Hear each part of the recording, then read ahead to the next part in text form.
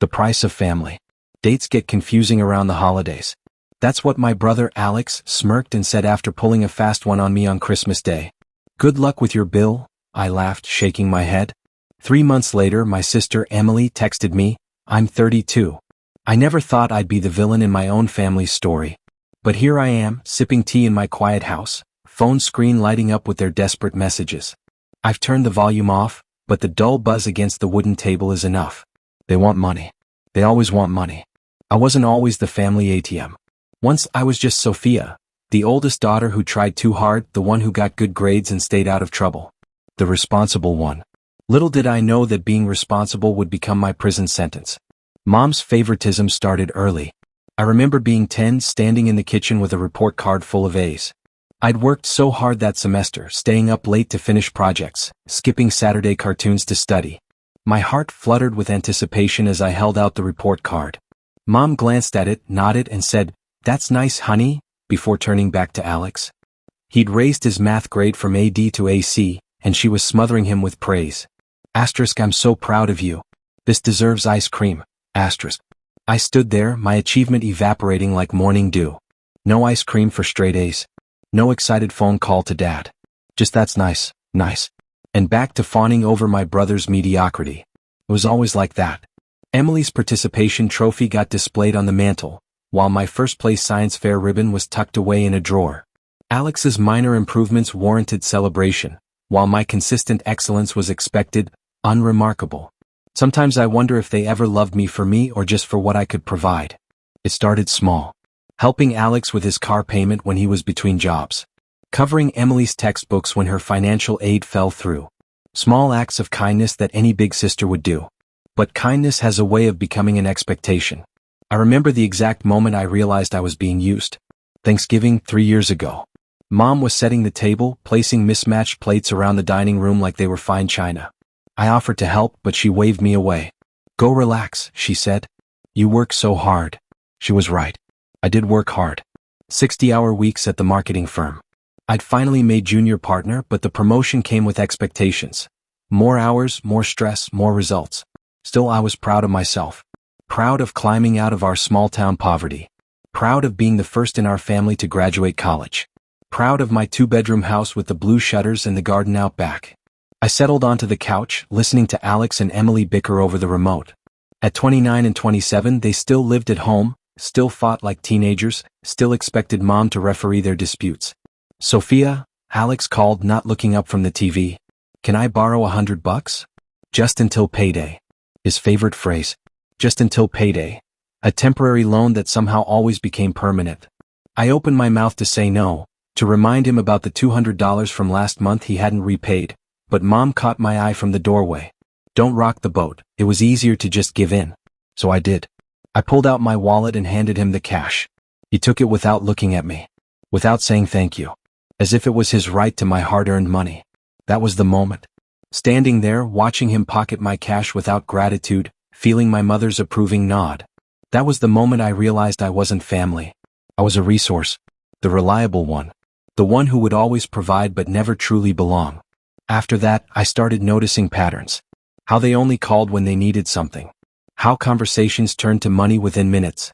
How my achievements were met with cool disinterest, but my financial stability was a topic of great family concern. The Christmas incident was the final straw. Mom had hyped up the family reunion for weeks. Relatives I hadn't seen in years, a chance to reconnect. I bought a new dress, deep green velvet that made my eyes pop. Had my hair done. Splurged on a holiday manicure, gold stars on deep red polish. I picked out thoughtful gifts for everyone. Not expensive but personal. The invitation said 3 p.m. on Christmas Day at my parents' house. I triple-checked with Alex just 2 days before. Yeah, Christmas Day. Mom's going all out, he confirmed, barely glancing up from his phone. I arrived at 2:45, arms full of gifts and a homemade sweet potato casserole. Mom opened the door in a bathrobe, hair wrapped in a towel. The house was quiet. No Christmas music. No chatter. No delicious smells from the kitchen. Sophia? Mom frowned. What are you doing here? My stomach dropped. The family reunion. It's today, right? Her face shifted. A flash of guilt quickly masked by confusion. Oh honey, that was yesterday. Christmas Eve. I stood there, holding my casserole like an idiot as understanding dawned. This wasn't a mix-up. This was deliberate. Come in, Mom ushered me inside, avoiding my eyes. I can make you some coffee. The living room told the story. Wrapping paper in the recycling bin. New gifts displayed on the mantel. And photos, so many photos on Mom's phone that she was too quick to put away. Everyone smiling. Everyone together. Everyone except me. Honest mistake, Alex smirked when he emerged from his room. Dates get confusing around the holidays. Emily at least had the decency to look uncomfortable. We tried calling you, she lied. We both knew they hadn't. I didn't cry. I didn't scream. I sat on their couch in my beautiful green dress, balancing a mug of lukewarm coffee, and I smiled. These things happen, I said. But inside something hardened. A resolve crystallized with perfect clarity. They had crossed a line. And there was no going back. I stayed for an hour. Made small talk. Asked about the reunion I'd missed. Nodded at their vague, evasive answers. Then I gathered my untouched gifts, left the casserole, and drove home. On the way I called my bank. By the time I reached my driveway, all the automatic payments I'd set up for my family were canceled. Alex's car insurance. Emily's rent subsidy. The extra mortgage payment on my parents' house. Gone with a few taps on my phone. I didn't tell them right away. I waited. Watched. Let them dig themselves deeper. 3 weeks after Christmas, the texts started coming. Casual inquiries. Then outright requests. So I invited them for dinner. Made Mom's favorite pot roast. Baked Emily's preferred chocolate cake. Bought Alex's favorite beer. We ate. Chatted about nothing important. And just as Mom was serving coffee, I dropped the bomb. By the way, I canceled all the automatic payments I had set up for you all. The silence was deafening. You're joking, right? Alex laughed nervously. I'm not. And for the first time in years, I felt free. Ryan's face darkened. I just bought a new TV and a PlayStation 5. I was counting on you covering my credit card bill. Guess that's awkward for you then, I said calmly. We're family, Mom tried again, her voice trembling. Family helps each other. Yes, I agreed. Family does help each other. Family includes everyone in celebrations. Family says thank you when someone is generous. Family doesn't take advantage. I stood up, smoothing my napkin on the table. I'll always be your daughter and your sister, but I'm not your bank anymore. The aftermath was exactly what I expected. First came disbelief. Then anger. Then desperate attempts to change my mind. Ryan called 17 times that night. His voicemails evolved from confused to furious to pleading. Amanda took a different approach. Cold, clipped texts about how I was tearing the family apart. Mom cried on the phone about how she might lose the house. I blocked their numbers after 3 days, changed my email, went dark on social media. It's been 2 months now. My aunt tells me that Ryan had to sell his gaming setup to cover his credit card debt. Amanda moved to a cheaper apartment. Mom took on part-time work at the supermarket. They're surviving. Adjusting. Learning to live within their means for the first time in years. Sometimes I feel guilty. In my weaker moments, I wonder if I went too far. But then I remember sitting in that living room in my green velvet dress, realizing they had deliberately excluded me from a family celebration after all I'd done for them. The hardest truth I've had to face is that they never really loved me. Not the way I loved them. They loved what I could give them. They loved the security of knowing I would always bail them out. They loved the comfort of my sacrifice. But they didn't love me. I've started therapy, joined a book club, made friends who value my company, not my wallet. I'm learning that generosity should come from love, not obligation. That healthy relationships have boundaries. That being a good daughter and sister doesn't mean emptying my bank account. Last week, I got a letter from Amanda. No demands, no guilt trips. Just a simple acknowledgement that they had taken me for granted. That they were sorry. That they missed me, not my money. It's a start. I don't know if we'll ever repair what's broken between us. Trust, once shattered, is difficult to rebuild. But I do know this, whatever relationship we salvage will be healthier than what we had before. More honest. More equal.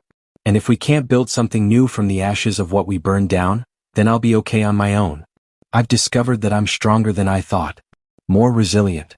More worthy of respect than I ever gave myself credit for. The price of family shouldn't be your self-worth. It took me 32 years to learn that lesson. Better late than never. My phone buzzes again, another message. I check the screen cautiously. It's Ryan. I got a job. A real one. Would you meet me for coffee? No money talk. Promise. I set the phone down without answering. I'll think about it. Take my time deciding. There's no rush. For once, the choice is entirely mine. After 3 months of silence, I agreed to meet Ryan at a coffee shop halfway between our homes.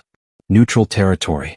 I arrived early, taking a corner table where I could watch the door. My hands wouldn't stop shaking. I wrapped them around my mug, letting the warmth steady me. When Ryan walked in, I almost didn't recognize him. He'd cut his hair. Traded his usual graphic tees for a button-down shirt. He looked grown up. Responsible. "Hey," he said, sliding into the seat across from me. We sat in awkward silence while he ordered his coffee. Black. No sugar. Another change, he used to drown his coffee in cream and sweetener. "You look good," he offered. "Thanks. So do you." More silence. The weight of unsaid words pressed between us. I waited. This was his meeting. His move. "I've been working at Wilson's Manufacturing," he said eventually. "On the floor, but they have a management training program." I applied. "That's great, Ryan." "Yeah." He fidgeted with his napkin. "It's different, having a real job. Paying my own bills." I nodded but said nothing. "I was angry at first," he continued. "When you cut us off. I said some things. Left some pretty nasty voicemails." "You did." "I'm sorry." His eyes met mine for the first time. Not just for the voicemails. For everything. For taking advantage. For the Christmas thing. I felt a crack in the wall I'd built around my heart. "The Christmas thing? You mean deliberately excluding me from a family gathering?" He winced. "Yeah, it was cruel. It was Amanda's idea, but I went along with it. We were jealous of you." "Jealous? Of what?" "Your life. Your success. You escaped Lauren. You got out of the trap. We didn't." I shook my head, disbelieving. "I tried to help you get out too. I offered to help with your community college tuition. I tried to connect you with job opportunities." "I know. But it was easier to resent you than to admit I was failing. Easier to take your money than to try and fail again." His honesty surprised me. This wasn't the Ryan I knew. My brother had always deflected. Blamed others. Avoided responsibility. This man across from me seemed different. Humbled. "What changed?" I asked. "Everything." He gave a short, humorless laugh. "When you cut us off, it was like waking up. Mom and Amanda blamed you, but I started seeing how messed up we'd been. How we treated you." He took a deep breath. "I had to sell my stuff. Move to a cheaper apartment. Actually look for a real job. It sucked. But it was also freeing. For the first time, I wasn't waiting for you to solve my problems. I had to solve them myself." I felt tears prick my eyes and blinked them away. "I never wanted to hurt you all. I just couldn't keep enabling behaviors that were destroying you. You and me. I get that now." Ryan reached across the table, hesitated, then pulled back. "I don't expect you to forgive us right away. Or ever, maybe. I wanted you to know that I understand what we did wrong. And I'm trying to be better." We talked for another hour. About his job, my promotion, Mom's adjustment to working again, Amanda's struggles to accept the new reality. When we parted, it wasn't with hugs or promises. Just a tentative truce. An acknowledgement that healing might be possible. Eventually. I didn't unblock their numbers that day. Or the next. But I started thinking about what rebuilding might look like. What boundaries I would need. What behaviors I couldn't tolerate. A month later, I met Amanda. Her apology was less eloquent than Ryan's, more stilted, but I sensed real regret beneath her pride. The wounds haven't fully healed. But in their place, something new is growing. Something real. Something worth protecting. And in the end, isn't that what family should be? This story is about more than just money. It's about self-worth, boundaries, and learning that real love isn't something you have to buy. It teaches us that family should be built on mutual respect, appreciation, and genuine care, not just obligations and expectations. Sometimes the hardest thing to do is to say no to the people we love, but that no can be the most loving thing of all. It allows others to grow, to stand on their own, and to realize their own strength. True relationships should be based on love and respect, not just what one person can provide for another. If this story resonated with you, if you've ever felt taken for granted, struggled with setting boundaries, or had to make tough choices for your own well-being, share your story in the comments. Let's start a conversation about healing, growth, and self-respect.